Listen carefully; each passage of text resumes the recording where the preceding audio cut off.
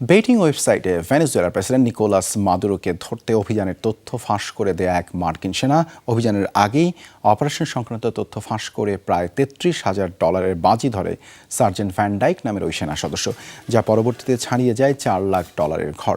এই ঘটনা প্রকাশ পাওয়ার পর আটক করা হয়েছে অভিযুক্ত সেনা সদস্যকে।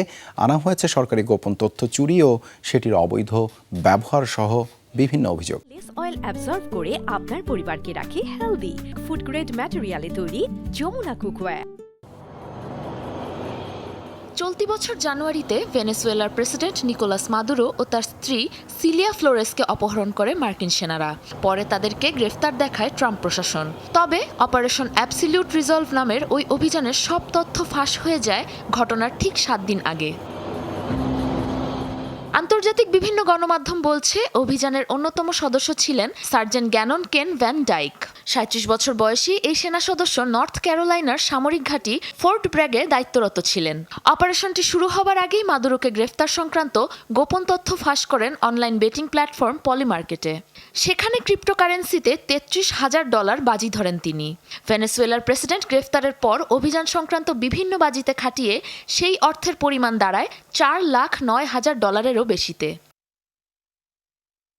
মাদুরো সংক্রান্ত বাজিগুলোতে নিখুঁতভাবে ভ্যান ডাইকের সবগুলো উত্তর মিলে যাওয়ার বিষয়টি নিয়ে খটকা লাগে পলিমার্কেট কর্তৃপক্ষের। দ্রুত এই সন্দেহের কথা মার্কিন বিচার বিভাগকে অবগত করে প্রতিষ্ঠানটি।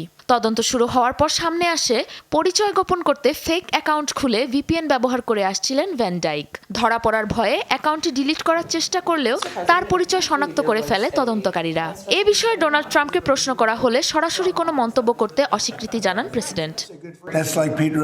এই বিষয়ে আমি তেমন কিছু জানি না। সে যদি যুক্তরাষ্ট্রের বিপক্ষে যেয়ে কোনো বাজি ধরতো তাহলে বিষয়টি ভালো হতো না। তবে ব্যাপারটি অনেকটা নিজের দলের পক্ষ নিয়েই বাজি ধরার মতো। বিষয়টি আমি খতিয়ে দেখব।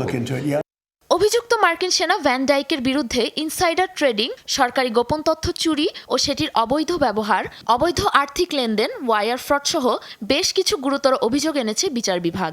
বৃহস্পতিবার এসব অভিযোগের ভিত্তিতে তার বিরুদ্ধে একটি বিস্তারিত অভিযোগপত্র পেশ করা হয়েছে আদালতে। ফোর্ট ব্র্যাগ থেকে গ্রেফতারের পর গ্যানন কেন ভ্যান ডাইককে রাখা হয়েছে হাই প্রোফাইল ফেডারেল ডিটেনশন সেন্টারে। এরই মাঝে তাকে নিউ ইয়র্কে স্থানান্তরের প্রক্রিয়া শুরু করেছে মার্কিন প্রশাসন। সাবরিনা নুসরাত, যমুনা নিউজ।